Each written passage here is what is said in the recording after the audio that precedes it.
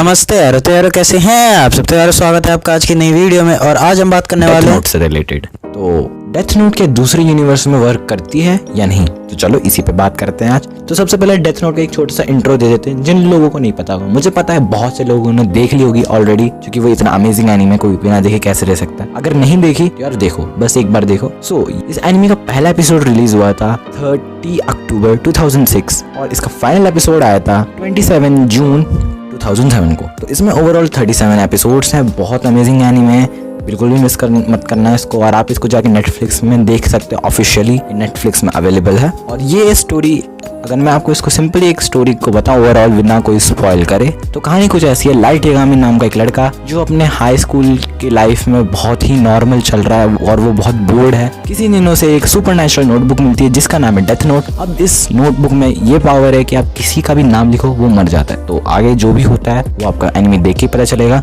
So check it out. तो पहले बात करते हैं हम लाइट यागामी के एबिलिटीज के बारे में। लाइट यागामी की एबिलिटीज के बारे में बात करें तो उसकी जो फिजिकल स्ट्रेंथ है वो एक नॉर्मल ह्यूमन के बराबर, क्योंकि उसके पास कोई सुपरनैचुरल स्ट्रेंथ नहीं है। लेकिन बात करें उसकी मेंटली पावर के बारे में, मेंटली स्ट्रेंथ उसकी काफी ज्यादा गजब की है। वो बंदा बहुत ही ज्यादा डिटरमाइंड रहता है अपने फोकस्ड गोल के मामले में।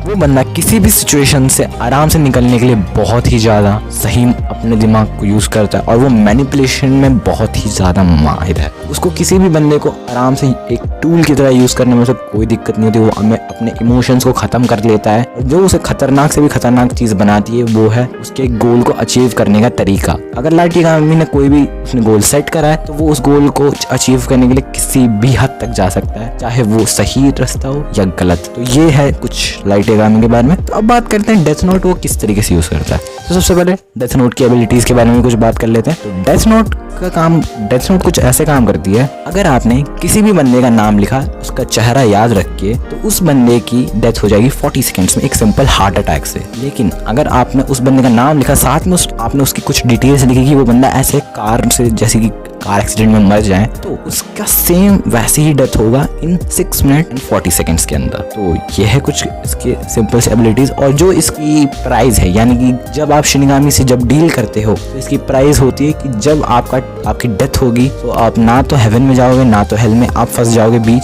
शिनिगामी वर्ल्ड में। और एक और जो गजब की चीज होती है वो है शिनिगामी आइज। शिनिगामी आइज का ये काम है, अगर वो आइज आपके पास है तो आप किसी का भी नाम और उनके मरने का समय दोनों देख सकते हो बिना उनसे कुछ पूछे कुछ भी जादू वादू ना करे, बस आप उनको देख के। बट इसकी जो प्राइस होती है वो होती है आपकी हाफ लाइफ स्पैन। इसका मतलब है जैसे कि आप 10 साल जीने वाले हो तो 10 में से आप अब 5 साल जियोगे अगर आपने शिनिगामी की डील कर ली, शिनिगामी आइज की। अब बात करते हैं क्या लाइट दूसरी दुनिया में जा सकता है। तो अगर मैं इसके बारे में आपको थोड़ा बहुत समझाऊं तो हाँ, बिल्कुल जा सकता है और नहीं भी। हाँ, मैं इसलिए कह रहा हूँ क्योंकि जब भी किसी दूसरे मल्टीवर्स का कोलैबोरेशन होता है, किसी दूसरे जैसे MCU और DCU का कोलैब हो, तो कोई ना कोई वे ढूंढ लेते हैं कि अपने कैरेक्टर्स को दूसरे यूनिवर्स में आने जाने के लिए। लेकिन अगर लाइट को किसी टाइप का कोई ट्रांसपोर्टेशन डिवाइस मिला और वो यूनिवर्स में आ गया तो उसके बाद क्या लाइट यागामी अपने डेथ नोट को यूज करके दूसरे यूनिवर्स या MCU या DCU के सुपर हीरोज या विलन्स को मार सकेगा? सो इसको अब हमें एक कॉलम की तरह ले चलते हैं। तो पहले बात करते हैं MCU के हीरोज के बारे में। MCU के हीरोज जैसे कि ह्यूमंस हैं, Daredevil, iron man, captain America, Natasha, Hawkeye, ये कैरेक्टर मर सकते हैं मेरे हिसाब से। क्योंकि इनका फेस हमेशा वैसे ही रहेगा, इनमें कोई चेंजेस नहीं आएंगे और ये किसी तरीके के सुपरनैचुरल पावर से है नहीं। हाँ, वो अलग बात है कि कैप्टन अमेरिका को वो सुपर हीरो सीरम मिला था, बट है तो वो ह्यूमन ही। और बात करें विलन्स के बारे में तो लोकी, आई थिंक लोकी नहीं, उस पर डेथ नोट बिल्कुल काम नहीं करेंगे क्योंकि वो एक गॉड है। और गैलेक्टस एक कॉस्मिक बीइंग है, तो उस पर भी काम नहीं करने वाली मेरे हिसाब से। इन पे तो काम ही नहीं करेगी भाई। हाँ, डेथ नोट इन जैसे विलन्स पे तो काम नहीं करने वाले। और अगर ऐसे सुपर हीरोज की बात करें जिस पे ना काम करें तो मेरे हिसाब से वो होगा म्यूटेंट्स, जैसे लोगन और जैसे थॉर। ये थॉर एक गॉड है तो उस पर काम करेगी, ये तो पॉसिबल नहीं है। तो अब वही बात करें हम DC के बारे में। तो DC के कुछ आइकॉनिक कैरेक्टर्स जैसे कि सुपरमैन, वो एक क्रिप्टोनियन है, उस पर काम करेगा। आई थिंक कर भी सकता है, नहीं भी, but most of the chance ये हो अगर लाइट ने कोशिश करी सुपरमैन का नाम लिखने की तो सुपरमैन की सुपर हेयरिंग और उसकी सुपर स्पीड और उसकी आइस ब्रेथ, इन चीज़ों का इस्तेमाल करते वो तो रोक ही लेगा लाइट को। अब बात करते हैं बैटमैन की, यानी कि हमारे ब्रूस वेन।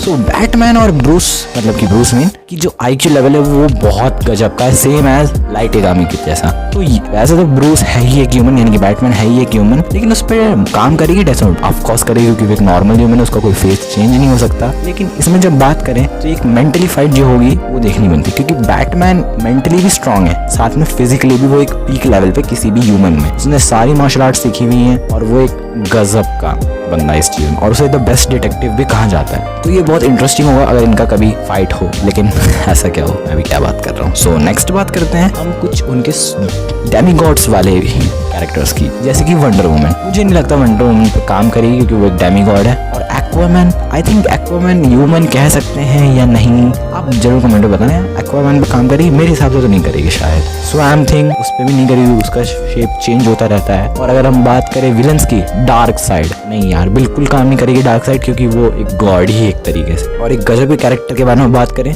वो है लूसिफर मॉर्निंग स्टार, नहीं उन पे तो बिल्कुल काम नहीं करने वाली, क्योंकि यार वो तो रूलर ऑफ द हेल है भाई। सो यही होगा ज़्यादा से ज़्यादा, अगर लाइट इस दुनिया में आ भी जाएगा DC MCU में, तो वो ज़्यादातर उन्हीं ह्यूमंस को मार सकता है जिनका फेस सेम है और जो ह्यूमन है, बट उन्हें नहीं मार सकता है सुपर विलन्स या सुपर हीरोज को, जैसे थॉर या फिर हो गए सुपरमैन या वंडर वुमन जैसे कैरेक्टर्स को नहीं मार सकता। ऑफ कोर्स विलन की बात करें तो थैनोस, एक वैसा बात होगी कि थैनोस ह्यूमन नहीं है, लेकिन उसका फेस वैसे ही सेम रहता है, तो ये भी थोड़ा वो वाला डाउट है, हाँ या ना वाली बात। बट मेरे हिसाब से नहीं, क्योंकि थैनोस की जो एक थिंकिंग है और उसकी फिजिकल स्ट्रेंथ के साथ उसकी मेंटली स्ट्रेंथ बहुत गजब की है, और जब उसके पास उसके सारे स्टोन्स हों, इन्फिनिटी स्टोन्स और उसका इन्फिनिटी गॉन्गुलेट, तो भाई गेम पलट जाएगा पूरा। भले ही चाहे उसकी डेथ नोट काम भी करे लाइट की, तो कोई फर्क नहीं पड़ने वाला थैनोस को। तो यही था भाई आज का ओवरऑल वीडियो।